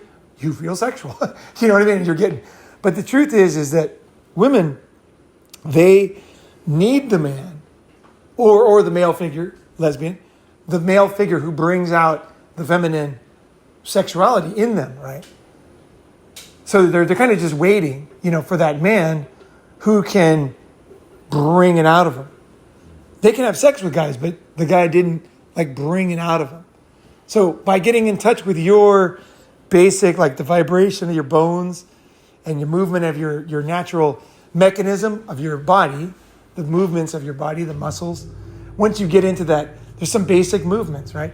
When you get into those, you're getting in touch with a very deep thing. And the women, that deep thing in yourself is designed to be the thing that wakes her up. That's why she's so cold in the beginning, right? And then she suddenly warms up. You are warming her up. You are always the guy in charge of whether you do it physically, mentally. You don't warm her up like Woody Allen says, your jaw gets sore. It's like, no, man. Sometimes you don't do shit. And the girl's coming on the phone. right? So you're bringing out her sensuality, and then she's open, and she's happy because somebody like opened that part of her up, right? And then they fall in love with that guy for, depending on how many partners they had, for life or for a week or whatever. But you're opening her up, right? So just don't worry about what anybody says. You're supposed to do this, supposed to. Just sexuality, sensuality is part of you. Every time you eat a mango, it's like sensual, very sensual. You smell it, you taste it. That's why mango is so cool. It's like not like eating rice, you know. It's like it's a treat. It's sensual, right? So you're appreciating it in sensuality. You know, I'm going to add in one more thing. Is if you want to learn how to touch, so you got dancing, you got movement. Just one last thing is touch. Touch is super important. Most guys do not know how to touch. It took me a long time to learn how to touch. People told me, I didn't get it. Even though I was having great success, and you would say, oh, he totally knows. I didn't know. The art of touching didn't quite, maybe I was too young, full of testosterone. It wasn't the time of my life. Girls forgave me for that. But now, at my age now, the art of touching is like really important. I think the earlier you can get in touch with these things, the better, because you learn them younger. It's always better. Just like when you the way to learn how to touch, get like a cat, neighborhood cat, friend's cat, your cat, and then when you go to touch it, watch your interaction with the cat as you move towards it. It's good to have a kind of a more skittish cat, because some cats are they're just older, they're just real lovers, they know exactly how to play it. You don't want that because it's too easy. You kind of want a cat that's like more difficult. Yeah. Because you have to learn how to calm them with your touch.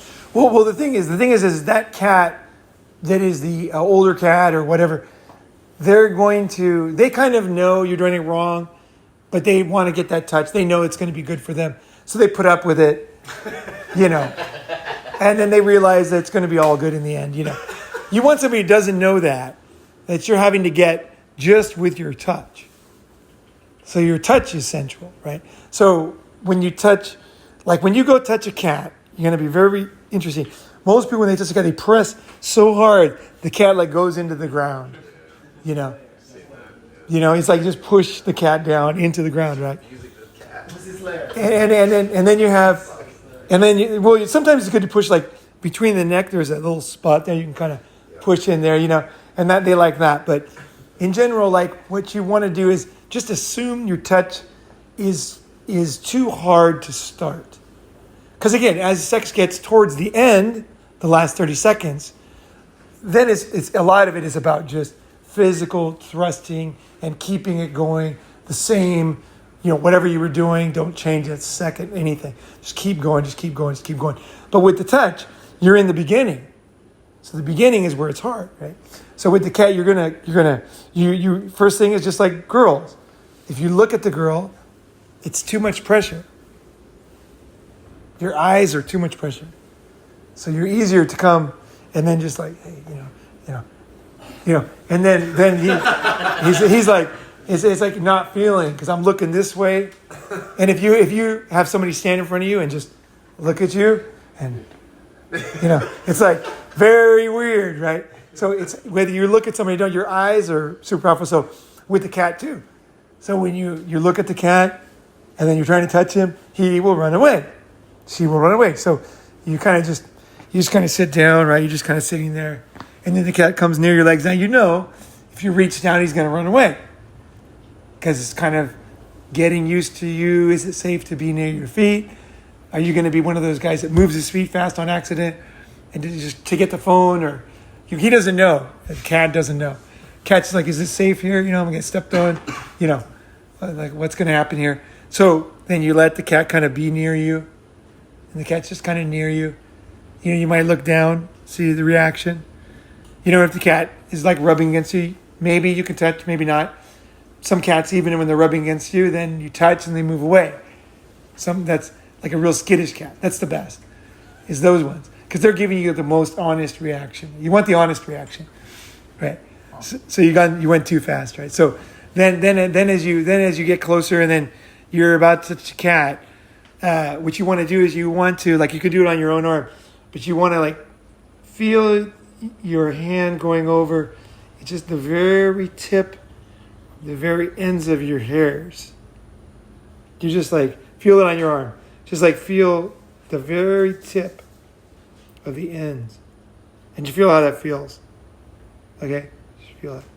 Now, see, with women are more, when it comes to, they don't have testosterone right away, so it takes time to warm them up. When a woman's warmed up, she can take anything.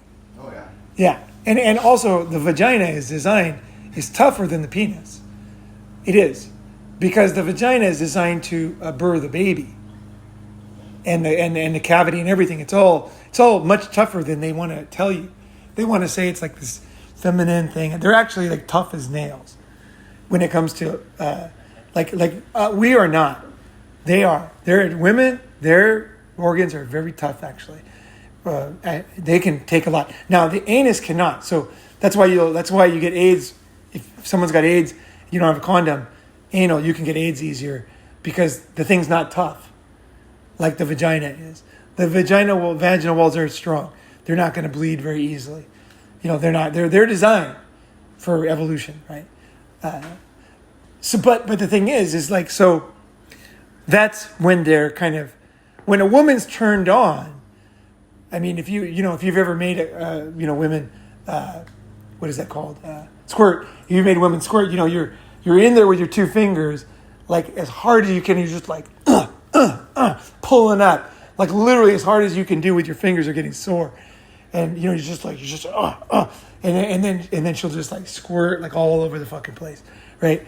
It's because to get to that level, it takes a lot of guys. They don't know how to touch a vagina, so they're either too soft, too hard, and not understanding there's different phases.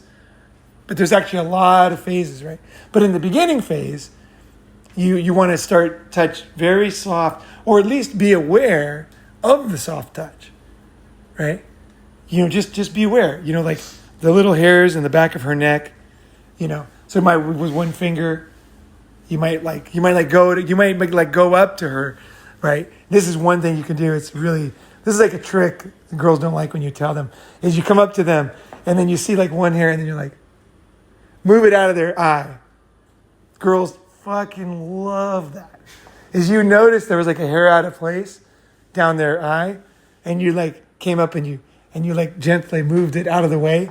It's like that's a sign of a guy who's like, women just like, he noticed. Because the thing they don't like is that the guys just want sex. He doesn't notice her. Like he actually noticed her. He's like, oh, and girls do not like you to know this one. This is very powerful. Yeah. I never do this one, actually. I don't like to do the easy ones. So I actually don't do this one. But I know. And there's things you can do that are easy. I like to go the harder way. The reason why I don't like the easy one is because I want to always challenge myself. That's why I'll go to a place where there's a lot of hot girls and a lot of hot guys, rather than a place where I'm the hottest guy. You know what I mean? Like where you're the guy most attractive. I always go where I'm having to struggle, to fight. I want to go to the gym where the guys are stronger than me, where the guys are lifting. I'm having to compete.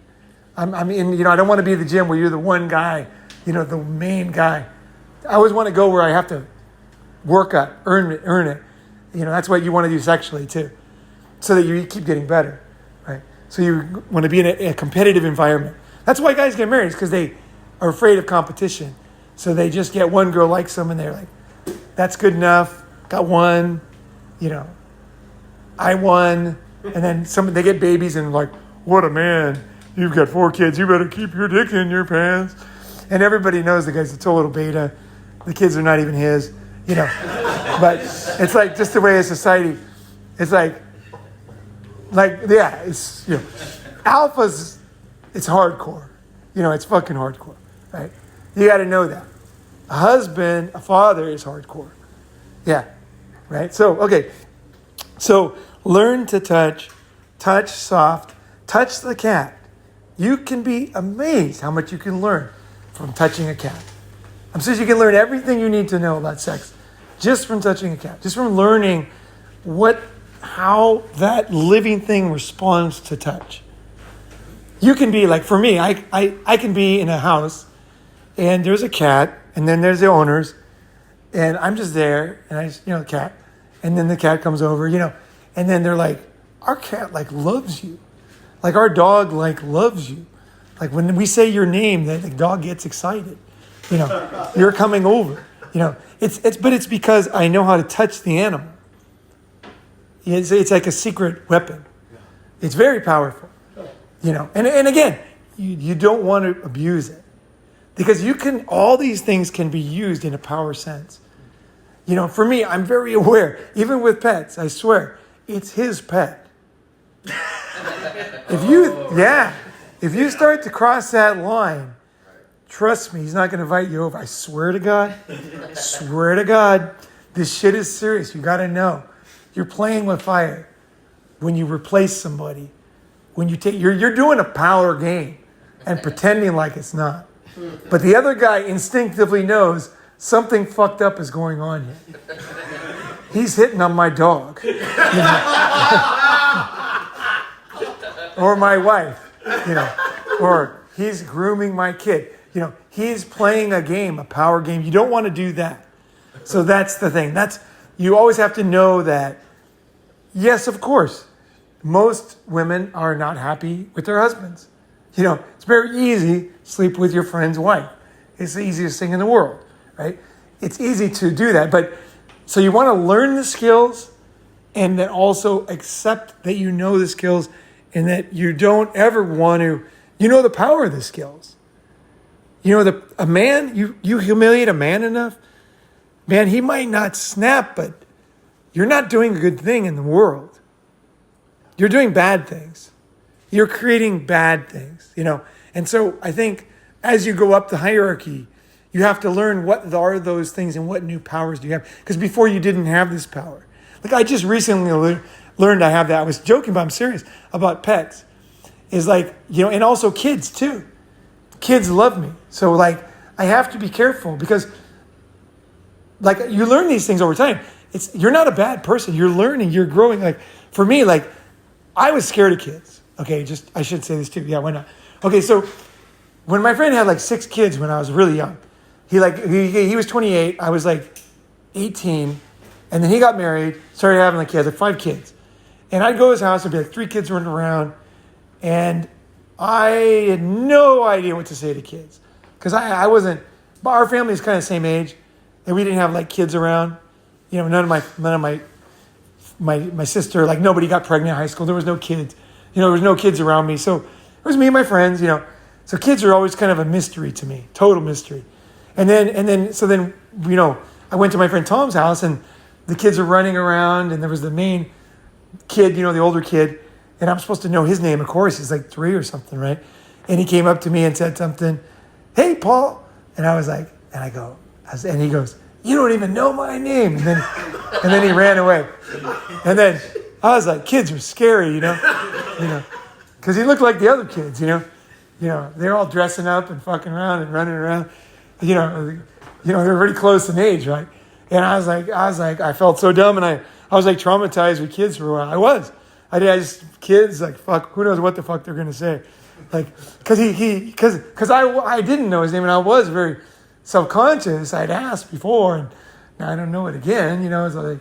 It's easier just to not go there, go to the house, So like, it's a struggle, right? So then I was afraid of kids. And then I finally, when I was like 29, my friend worked at a kindergarten and she said, "I'm leaving. Can you take my class?" I said, "Look, I don't know shit about kids. I'm scared of kids. I've never taught kids. I have no idea what I'm going to do."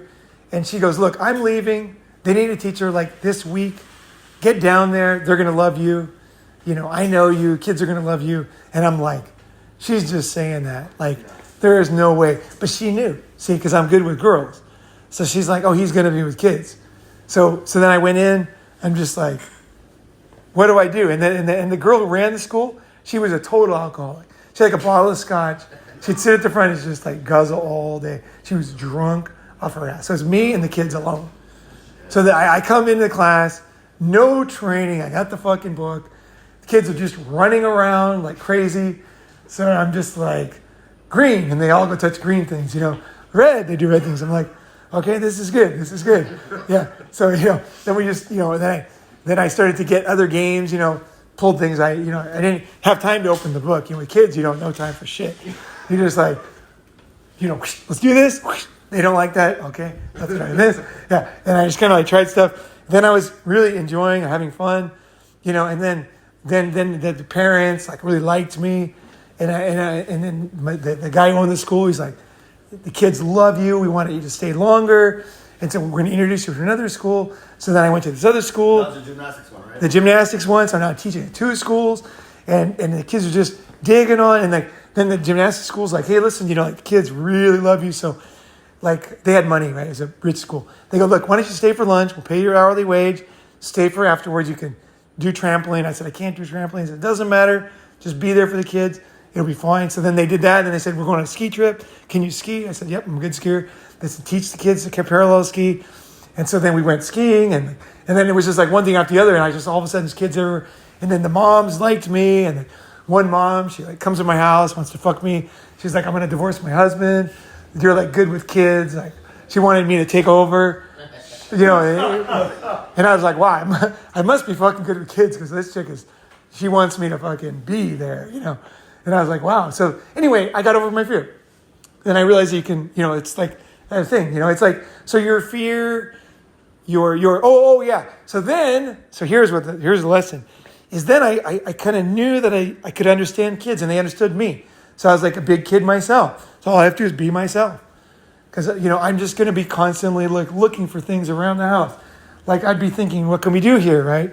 What can happen in this place, right? Well, you could hide behind those things, right? Someone can get in the suitcase, This is a fort, right? The door is obviously Russia, over there, like things are moving around, okay, And, I can get into one of those fucking cabinets somehow, I can hide in there, and I just start playing around. I start just naturally doing it. So then what happened was, then I was like, wow, this is amazing. I never thought I could. I was afraid of kids. I really was for years, decades. And then all of a sudden I realized I'm like supernatural kid. So I'm just like, this is great, So then I'd go to people's house and the kids would, I'd do the same thing as the cat. I just kind of look and the kid would be there and we'd just be there. And then I would just like look at him and the kid's like, looks at me, And then the kids are trying to find out which adult is switched on, right? Because a lot of people are just zombies, right? They're trying to find out who's like with it, who's here, And I let them know somehow that I'm here. And then the kids just right away, they know. They're just like, that guy's a kid adult, Yeah. That song, The Man with the Child in His Eyes. Great song. That happens to me all the freaking time.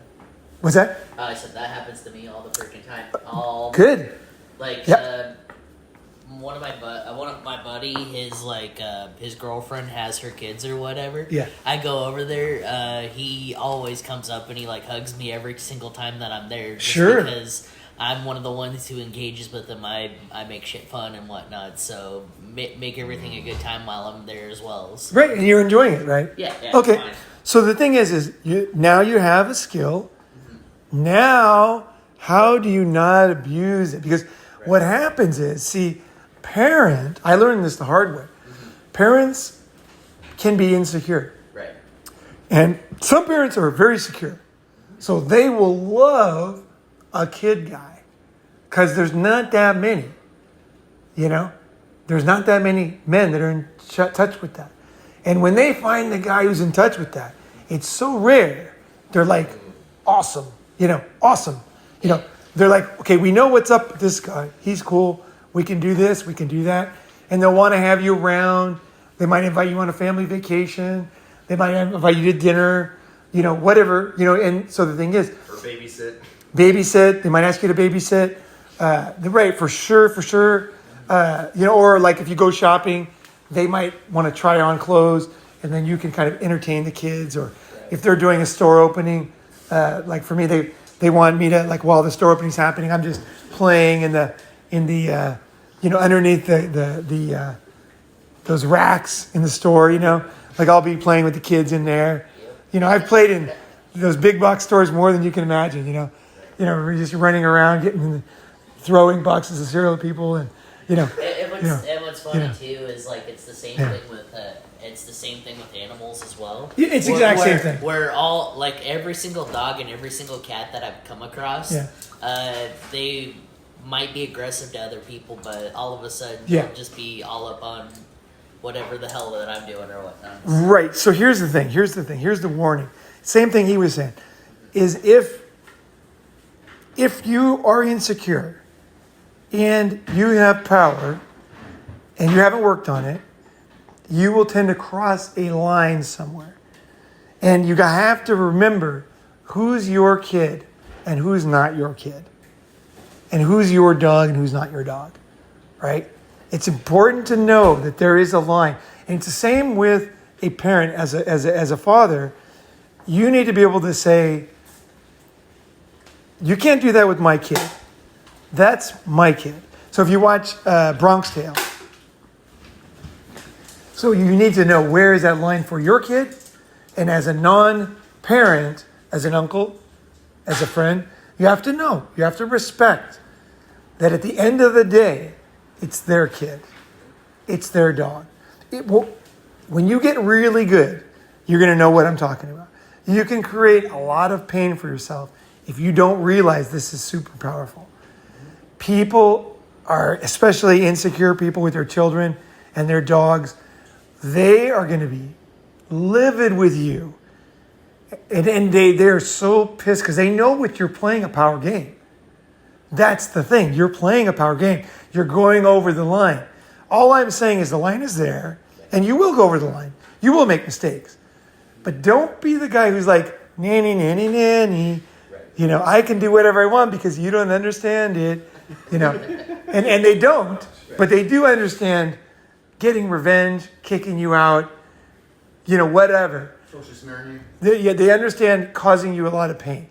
So, and that's your fault if you go over that line the second time. The first time you don't really understand it. This has happened to me when I learned these lessons the hard way because I didn't know. No one told me there was a line. All I was like, oh God, I'm good with animals and kids. And then I realized, like after a while, gotta tone it down. So you have to be able to tone it down. You know how to do it, but you don't want to do it. And also, if you're stuck in an old paradigm, you're doing it for another reason that has nothing to do with the person in front of you, right? So it's a matter of working through that kind of thing, or if you're really lonely, you might be really lonely and then you just kind of glom onto other family and people, you can be very social, but you have to be aware and you have to respect, like you have an aunt. I don't have your aunt, right? You know what I mean? You have a mother.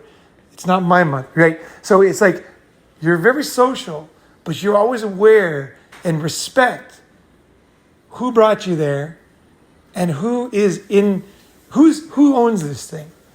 You know what I mean? And then you also have to know how to protect when you build something. Don't let somebody come in and steal from your house. If you have a family, it's your fucking family. The buck stops at you at the end of the day.